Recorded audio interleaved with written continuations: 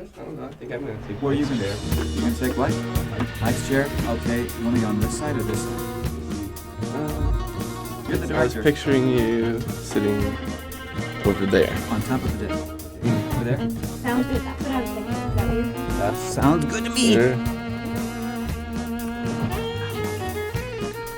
Want me to use these? I don't even know if we have to, do we?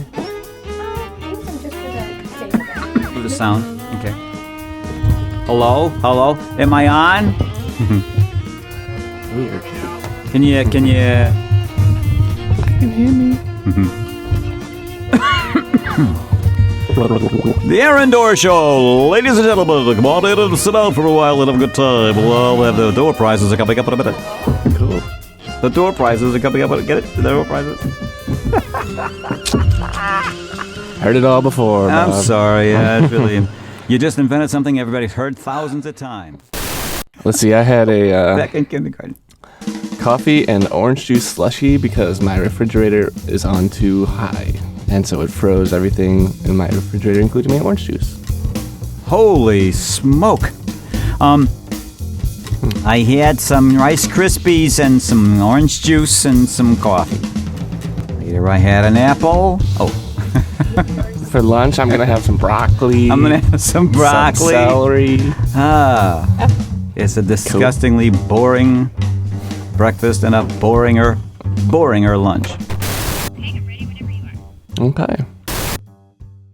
And hi to you, and welcome to Bob and Aaron in the Morning. I'm Aaron Dorr, and sitting to my left is the wise and ever humble Bob McCabe. Nice to have you on, Bob. How you doing? I'm fine, Aaron. Thank you very much for asking me to be with you today. Well, Bob, I'm going to be asking you some questions about, I guess the past, present, and future of your job here at KWMU, and maybe... Hoping I have a future. hoping you have a future, and maybe some suggestions for future prospects in the radio world, such as myself, and, cool. Maybe some personal tidbits like, do you have any pets? No, I don't have any pets. We used to have a cat, and so it was running around like crazy and everything, and eventually it got like one of those little cat things, and it died. One of those cat things got hit by a bus. But, No, yeah. that's especially disturbing cat thing. But this was like a diabetes thing, and it lived a pretty long time. And it was a good pet, and she had her own wild personality, and it was fun. It was a lot of fun, and she lived a good long life, and then got sick. Yeah, it happens. Bob, how long have you been working here at KWMU? Let's see, about since '88, about 13, 14 years, something like that. And I guess before that, you were in the priesthood or something like that? You were studying Yes, to be... there's so many different things I did. Really? Worked in the hardware store. I drove a bus. No, I didn't drive a bus. But yes, I was a priest for a while, about from 70 to 74. Mm-hmm. Oh, wow. And what led you on the road to radio? Well, after the priesthood, I was teaching. I went into teaching and taught in University City High School for a while, about actually 11 years, and had a good time with that, and had I think sort of like I felt sort of as involved as I could have been, but after a particular time I sort of got tired and didn't want to get burnt out, so I decided, well, rather than having me get to a place where I wasn't really effective and I wasn't really, connecting with the students in a good way, which I think I had been to that point, I decided that maybe I'd take a break or take a leave of absence and see what else was out there. And so then I did a little acting, and I called over at KWMU and said I'd like to try out to be an announcer because I love the station, they were into classical music a lot then, plus news, and I liked the classical music a lot, and I knew some classical music, so they said come over and audition, and I did that, and they didn't have a job. So I waited, and later on they called me, and they did have a job. And then I signed on, and I've continued since then. So you took the initiative. There wasn't an opening, really, or you just called them out of the blue, kind of, or did you put a resume in or anything like that? That is exactly right, the first part. I took the initiative because I was, most people, when they leave one job, have another one sort of lined up. I've done that a few times in my life without a job lined up. I just get to a place where I feel like, this is the time to move on. And that's more important than sometimes making sure that the next step is going to be secure. For some reason, that didn't seem to worry me very much. And I knew that something would happen and it would be kind of fun. So tried this, and I was fortunate enough to be hired and continued with working as a classical announcer first, and then with the changeover and everything, they asked me to adapt, and I sort of tried, and they thought it was okay.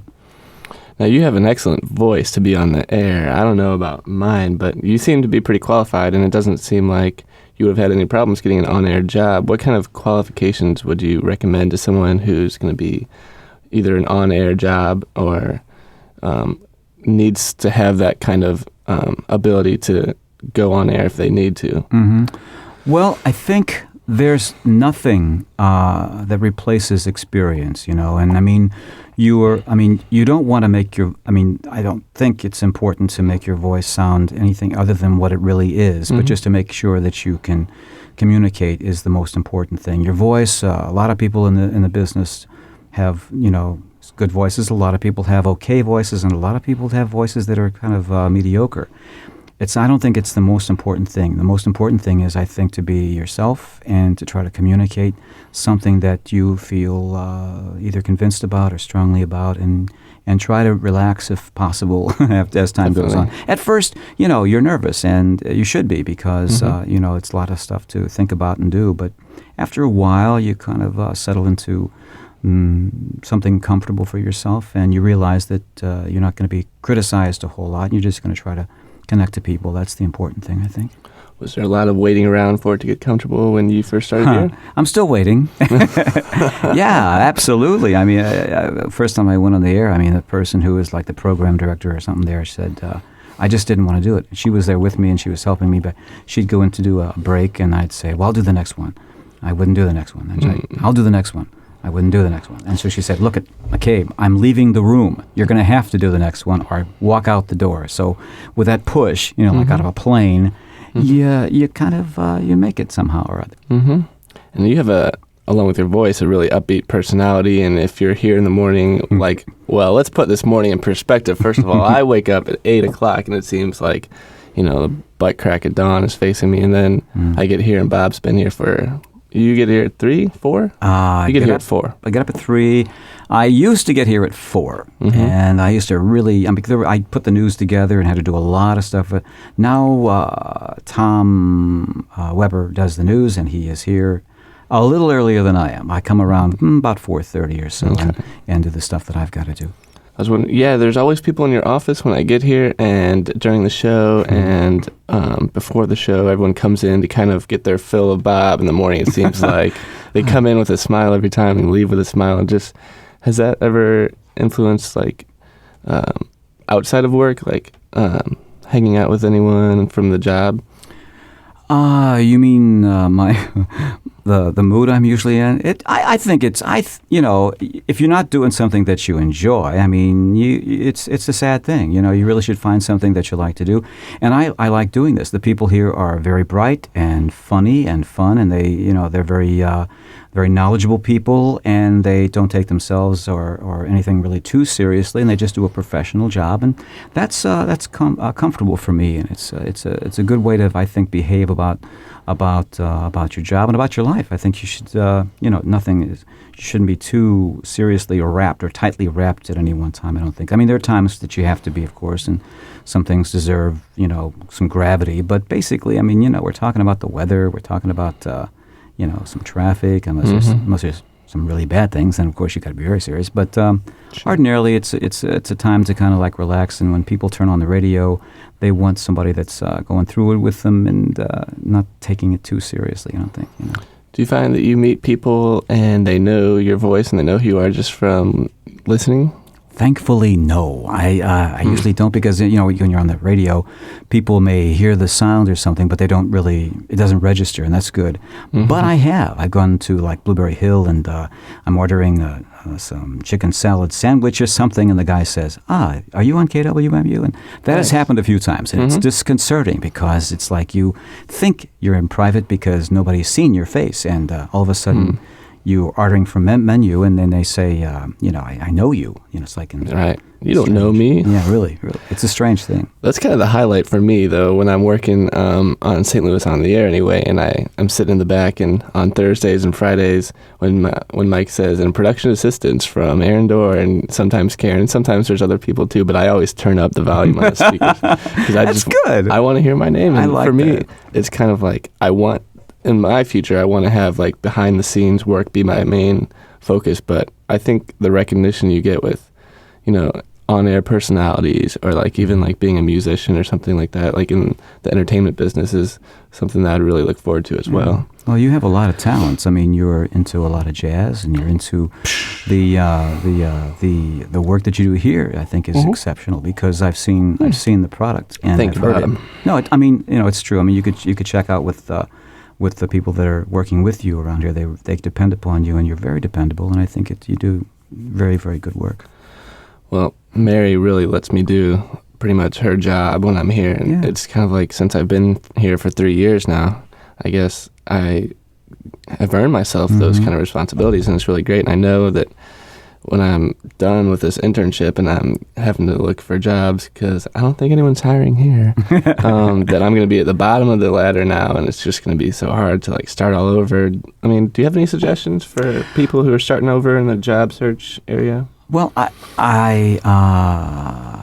don't have anything too practical, but I do know that people have said before, if they have been from KWMU, or they've worked here, it's a place that people in the business, in the entertainment business, or the news business, take pretty seriously. I mean, we've got people who've gone from here to a lot of different outlets, whether it be Patrick Murphy on KETC, or Brett Bloom is on KMOX right now, KMOV, and that kind of thing. So all of the people that have gone on from here, I mean, like you're going to be going on looking for something, they seem to be respected when they do put in their application. This is an experience, I think, which people find, that helps in the future, helps in their work later on. And I think that you're going to be highly recommended. So I think that stands in good stead right there.